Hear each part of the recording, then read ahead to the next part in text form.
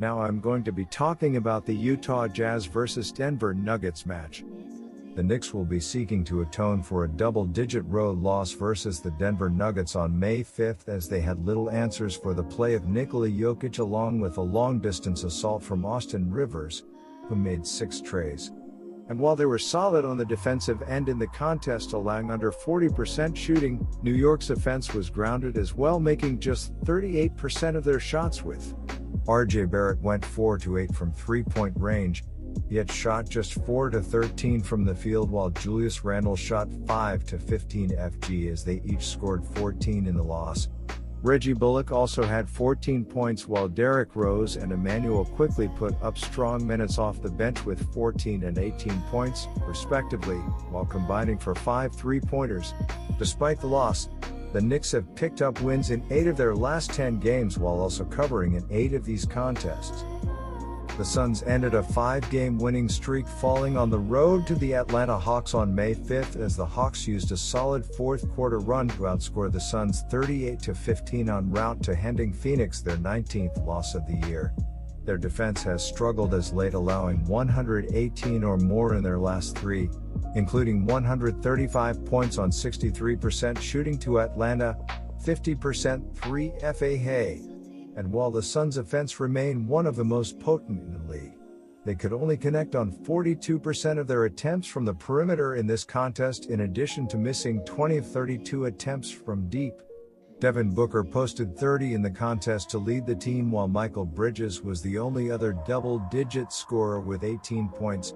DeAndre Ayton finished with just 7 on 3-4 shooting, while Chris Paul shot 3-11 FG for 9 points, 6 assists. The Suns also failed to cover for the second time in 3 outings versus the Hawks. New York has covered the spread in 9 of its last 11 games as an underdog and has revenge on their mind, as one of those against the spread losses came against the Knicks 2 weeks ago. Even with the second-best record in the NBA this season, the points differential for the Suns is only plus 5.7 this season. Getting this many points, my first betting advice for that game is to pick New York Knicks plus 6. The Knicks are 7-1 ATS in their last 8 road games, 9-3-1 ATS in their last 13 games against a team with a winning record, and 37-15-1 ATS in their last 53 games overall. The Suns are 19-8 ATS in their last 27 home games, 38-17-1 ATS in their last 56 games against a team with a winning record, and 16-5 ATS in their last 21 games following a loss.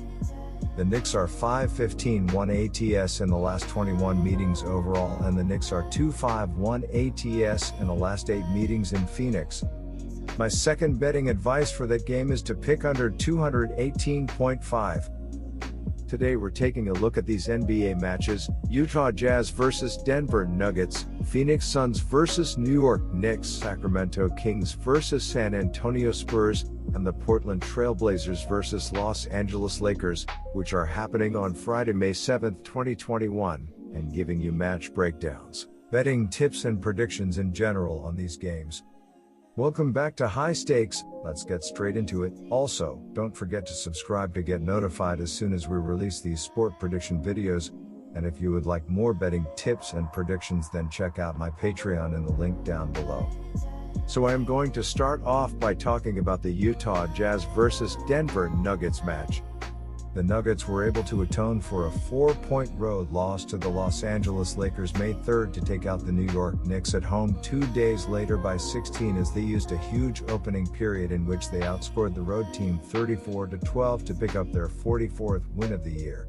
And while they gave up 13 treys to the Knicks, the defense for Denver allowed just 38% shooting from the floor, while also forcing a total of 13 turnovers.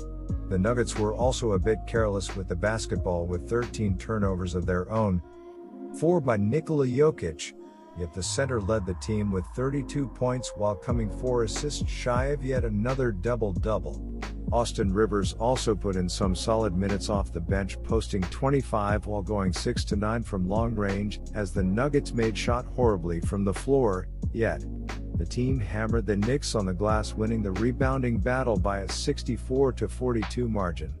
Denver was also able to cover as 3.5-point favorites and are 3-1 ATS in their last 4 games. The Jazz enter this contest winners of 3 straight outings as they were able to pick up a win at home versus the San Antonio Spurs in their most recent outing on May 5th, as the blowout win was their second straight double-digit victory. This game was over by the half as Utah built a 24-point lead after 2 quarters while extending it to 37 at the end of the third en route to their 48th win of the year.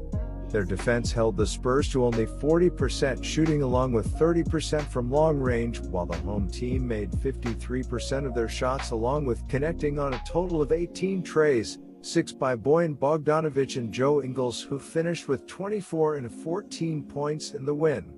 And while the starters boasted 4 double-digit scores, the play of Jordan Clarkson off the bench was the key to the Jazz getting the win as he scored 30 on an efficient shooting night. Utah was able to cover as 7-point favorites and have covered the number in 3 of their last 5 overall. My first betting advice for that game is to pick Denver Nuggets plus 3.5. The Nuggets are 7-3 ATS in their last 10 games against a team with a winning record and 4-1 ATS in their last 5 games as an underdog. The Jazz are 2-5 ATS in their last 7 home games and 2-5 ATS in their last 7 games against a team with a winning record. My second betting advice for that match is to pick under 218.5. Now I'm going to be talking about the Sacramento Kings versus San Antonio Spurs match. The Spurs lost to the conference-leading Utah Jazz 126-94 on Wednesday night. They were playing short-handed without Trey Lyles and Derek White.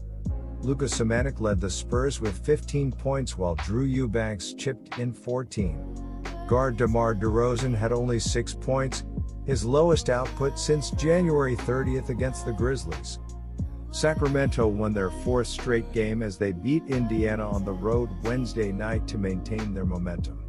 The Kings entered Thursday last in the Pacific Division, 18 games behind the Suns for the top spot.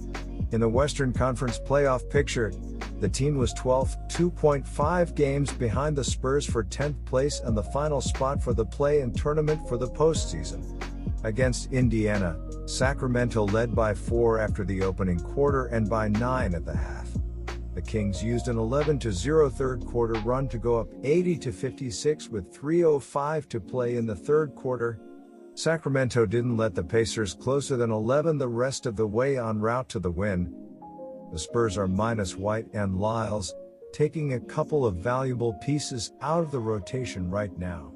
San Antonio looked abysmal in their loss to the Jazz, and they now have to contend with a Sacramento team that has seemingly found themselves again. The Kings are missing Fox, but they have to hope that he can make a return to the mix and help bolster the team as they try to climb into the postseason field. With San Antonio floundering and Sacramento playing well right now, my first betting advice for that game is to pick Sacramento Kings plus 5. The Spurs are 12-4-1 ATS in their last 17 road games, 4-0 ATS in their last 4 games against a team with a losing record, and 5-2-1 ATS in their last 8 games overall. The Kings are 1-4-1 ATS in their last 6 home games, 1-8-1 ATS in their last 10 games against a team with a losing record, and 5-2-1 ATS in their last 8 games overall. Marvin Bagley led the team with 31 points and 12 rebounds. DeLone Wright added 23 points with 7 rebounds, 6 assists and 6 steals, while Buddy Hield chipped in with 16 points, 8 rebounds and assists. As a team, the Kings shot 45% from the field and 8 of 32 from the three-point line as they built a 9-point lead going into halftime, before going on another run in the third quarter to lead by as many as 24 points. DeJounte Murray scored just 7 points on 2 of 6 shooting. Keldon Johnson scored just 6 points on 2 of 10 shooting, while Rudy Gay and Patty Mills both finished scoreless. As a team, the Spurs shot just 40% from the field and 7 of 23 from the three-point line as they fell behind by double digits early and never looked threatening after falling behind by 24 points going into halftime. My second betting advice for that game is to pick over 226.5. Now I'm going to be talking about the Portland Trail Blazers versus Los Angeles Lakers match. The Lakers have just been decimated by injuries. LeBron James came back from a long stint on the shelf, and now he's right back on the injured list with an ankle injury. He could be back soon, but as of now he's out for Friday's game. The Lakers are playing the second night of a back-to-back, having played the Clippers on Thursday night, where they got smoked 118-94. It didn't help that Anthony Davis left the game after 9 minutes with back spasms and didn't return. He only had 4 points. Only Kyle Kuzma, with 25 points, and Montrezl Harrell, with 14 points, at double figures. The loss dropped them into a tie with Portland in 6th place in the conference, 37-29. Portland outscored Cleveland by 14 points in the fourth quarter and by 26 points in the second half in their 141-105 victory over the Cavaliers. Damian Lillard scored 32 points and added 9 assists, hitting 10 of 17 shots, including 6 of 10 from the three-point range. Enes Kanter came off the bench to score 18 points and added 13 rebounds as the team shot 57.6% from the field, including 48.5% from the three-point range. As stated in the introduction, the Blazers are locked in a virtual tie with the Lakers and Mavericks for 5th place in the Western Conference. 2 of those teams will make the top 6 and avoid the play-in tournament, while one of them won't. The Blazers, or any of the teams, for that matter, do not want to be the latter. The Blazers improved to 37-29 with a 141-105 win over the Cavaliers on Wednesday. The Blazers shot 57% against the Cavs and made 16 three-pointers. Damian Lillard led the Blazers with 32 points and 9 assists, draining 6 three-pointers. Enes Kanter added 18 points and 13 rebounds, while Carmelo Anthony had 16 points off the bench. Norman Powell is questionable for Friday's game versus the Lakers. The LA Lakers probably didn't think they would be in a spot where they are fighting to stay in the top 6. But injuries have put them here, and now they are in a key game without their best player, LeBron James. They are also without Dennis Schroeder, who is out until the end of May. Also, the Lakers are playing the second night of a back-to-back, having played the Clippers Thursday night. Having to hit the road and head north to Portland is not optimal for this banged-up team. The Lakers will again be without LeBron James, and they will probably be without Anthony Davis in this one after he left last night's game with back spasms, which is bad news for a team struggling for form. The Trailblazers have really been in a groove over their last 6 games, and they were dominant in their big win over the Cavaliers on Wednesday. My betting advice for that game is to pick Portland. Good luck to all of you. That's it for this video. Stay tuned and stay safe for the next betting tips and advice.